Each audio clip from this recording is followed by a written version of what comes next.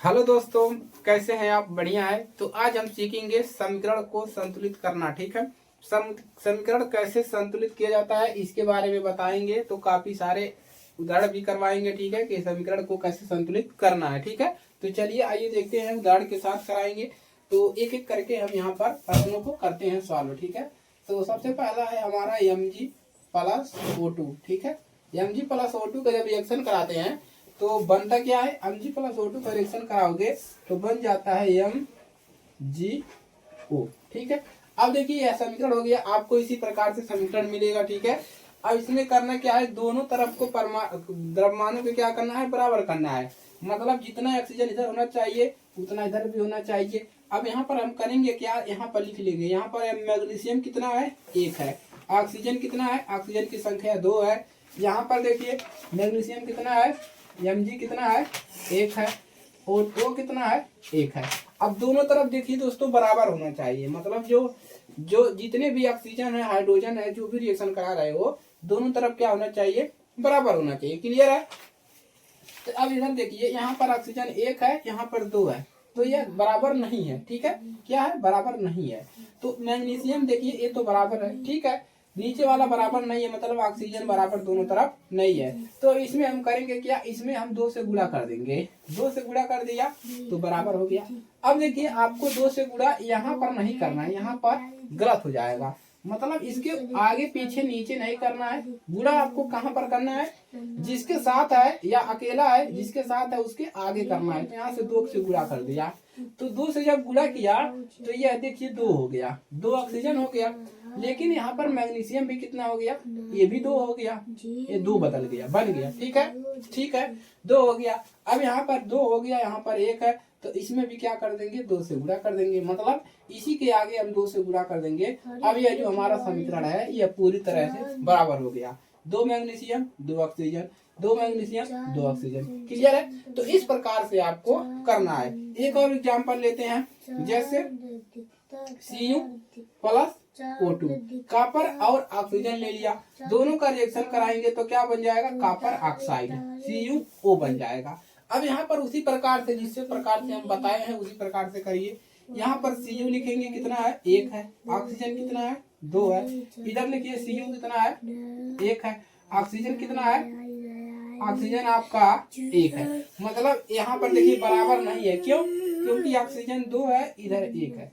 तो इसमें क्या करेंगे, 2 से गुणा कर देंगे। शांत रहो जी, 2 से गुणा कर देंगे। ठीक है, तो अब यह बराबर होगा। अब देखिए यह एक ही साथ है तो इसके आगे हम 2 से गुणा कर दिया। जब इससे 2 से गुणा कर दिया तो ये भी हमारा कितना हो गया, 2 हो गया, और ये भी 2 हो गया। तो इसमें भी मतलब ये हमारा 2 बन गया। अब यहाँ पर 1 है, इसका मतलब यहाँ पर भी हम क्या करेंगे, 2 से, इस वाले पदार्थ में भी 2 से आपको गुणा यहाँ पर कर देना है। क्लियर है? तो ये हो गया। और एग्जाम्पल लेते हैं, जैसे हमने ले लिया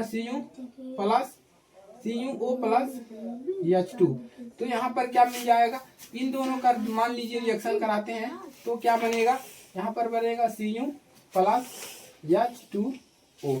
अब देखिए यहाँ पर क्या बराबर है सभी, हाँ यहाँ पर देखिए 2 हाइड्रोजन है, यहाँ पर भी 2 हाइड्रोजन है, ये अकेला है, ये भी अकेला है, और ये भी अकेला है, ये भी अकेला है। ठीक है, मतलब ये बराबर है। जब बराबर रहता है तो उसमें कोई छेड़छाड़ी नहीं करना है आपको। क्लियर है? अब थोड़े बड़े लेवल लेते हैं, मतलब थोड़ा सा लेवल बढ़ा देते हैं इसका। ठीक है, चलिए तो लेवल बढ़ाते हैं इसका। ठीक है, चलिए तो लेवल थोड़ा हाई करते हैं ताकि आपको समझ में आए कैसे कैसे चीजें हो रही हैं। तो अब यहाँ पर एक एग्जांपल हम लेते हैं। ठीक है, Fe प्लस आयरन+H2, अब ये मिलकर क्या बनाएगा, आयरन+H2 बनाएगा Fe3O4+H2, यह बनाएगा। अब इसको हमको क्या करना है, बराबर करना है। चलिए संतुलित करेंगे इसको क्या करेंगे दोस्तों, संतुलित करेंगे। तो सबसे पहले लिख लेंगे Fe कितना है, 1 है। H2 कितना है, H कितना है, H आपका है 2। इधर लिख लीजिए, Fe कितना है, यह 3 है। देखिए Fe 3 लिखा है, 3 है। ऑक्सीजन कितना है, 4 है। हाइड्रोजन कितना है, हाइड्रोजन आपका 2 है। तो ये है। अब देखिए बराबर नहीं है तो कैसे बराबर होगा, सबसे पहले हाइड्रोजन बराबर करेंगे, तो हाइड्रोजन आपका बराबर है, हाइड्रोजन क्या है हमारा बराबर है। अब हमको क्या करना है यहाँ पर बराबर Fe2O, यहाँ पर वो भी है H2O है, ठीक है। तो यहाँ पर ऑक्सीजन भी लिखिए 1 है, ठीक है। अब देखिए सबसे पहले आपको करना क्या है, एकदम शांत हो जाइए, ठंडे दिमाग से सोचिए, इसमें कुछ नहीं करना है। आपको पहले केवल एक पदार्थ को बराबर कर लेना है, केवल एक है, हमने ऐसे लिख लिया। अब यहाँ पर देखेंगे ऑक्सीजन यहाँ पर 1 है, तो सबसे पहले हम ऑक्सीजन को बराबर कर लेते हैं। यहाँ पर 4 है, तो सबसे पहले हम ऑक्सीजन को ही बराबर करेंगे, तो इसमें हम 4 से गुणा कर देंगे। अब जहाँ पर भी ऑक्सीजन है वहाँ 4 से गुणा कर दीजिए, तो यहाँ हमने 4 से गुणा कर दिया, अच्छी बात है। अब देखिए जब हमने यहाँ से 4 से गुणा किया, तो ये देखिए अगर यहाँ पर अंक है तो ये हो जाता है ऐसे गुणा, 4 दूना 8, मतलब हाइड्रोजन की संख्या, हाँ ये इसमें 4 से गुणा किया, मतलब यहाँ पर भी 4 से गुणा हुआ, क्यों, क्योंकि H के पास किया है तो ये भी हो गया। अब ये हो गया 4 दूना 8, ये हो गया 8 है, कितना हो गया 8 हो गया ना। देखिए ऑक्सीजन पे हमने बराबर किया तो H वाले में गुणा किया, तो यहाँ पर H है तो ये भी बढ़ेगा 4 से, इसमें भी गुणा होगा क्योंकि H के साथ ये दोनों एक साथ है, तो ये हो गया 8। अब इधर कितना है, इधर केवल 2 है, तो इसको कैसे बराबर करें, तो इसमें अब किससे गुणा कर दें, इसमें हम कर दें 4 से गुणा, तो 4 से गुणा कर देंगे तो ये कितना हो जाएगा 8, तो यहाँ पर हम कर देंगे 4 से गुणा, हो गया।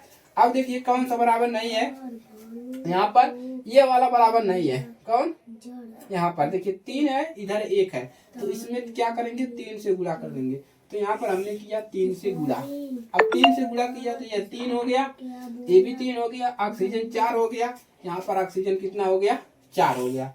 अब देखिए ये सभी बराबर हो गए, बराबर हो गए ना जी।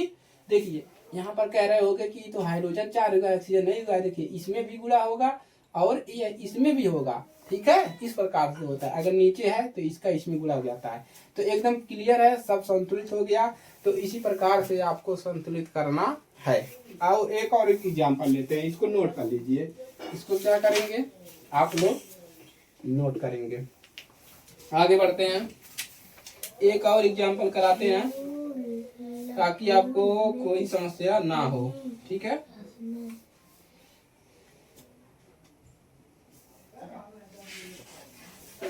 चलिए एक और एग्जाम्पल लेते हैं,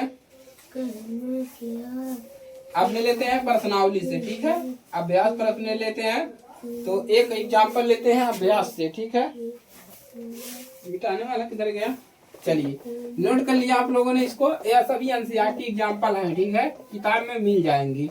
तो किताब से समझना थोड़ा मुश्किल है, तो यहाँ से आप हमारे चीजों को फॉलो करेंगे तो आराम से समझ लेंगे। देखिए चलिए अब एक बड़ा सा उदाहरण लेते हैं और इसको सॉल्व करते हैं। एक हमने ले लिया बड़ा सा उदाहरण, ठीक है, लेवल को थोड़ा बढ़ा दिए, ठीक है, तो लेवल को बढ़ा दिए, तो अब यहाँ पर इसको संतुलित करना है।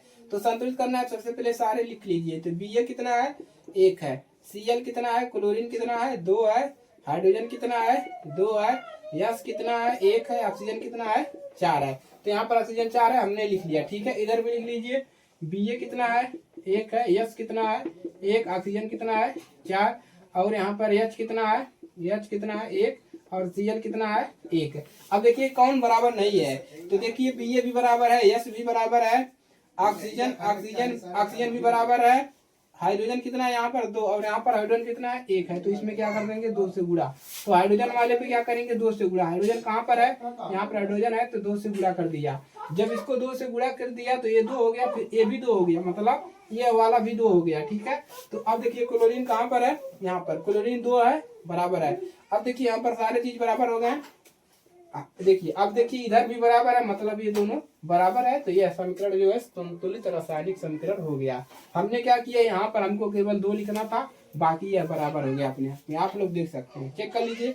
Ba1 H1 O4 है, H2 है, और उसके बाद H1 है, ठीक है, क्लोरीन भी 2 है, तो यह संतुलित रासायनिक समीकरण। तो इसी प्रकार से आपको कितना भी बड़ा हो आप आराम से बराबर कर सकते हैं। एनसीईआरटी आपको हमने सारे एग्जाम्पल बतवाए हैं। अगर आप कमेंट करेंगे कि सर मुझे एनसीईआरटी वाला भी संतुलित करा दीजिए, तो उसको भी संतुलित करवा देंगे, उसको भी समझा देंगे, ताकि पेपर के वक्त आपको कोई समस्या ना करना पड़े, ठीक है। तो आज के लिए सिर्फ इतना ही। तो उम्मीद है आप लोग के लिए संतुलित ये समीकरण करने आ गया होगा। इस पर एक और वीडियो बनवा देंगे ताकि आपको अच्छे से क्लियर हो जाए। ठीक है, चलिए तो इसी के साथ मिलते हैं नेक्स्ट क्लास में, तब तक के लिए जय हिंद, वंदे मातरम। लाइक कीजिएगा, चैनल पर नए हैं सब्सक्राइब जरूर कीजिएगा।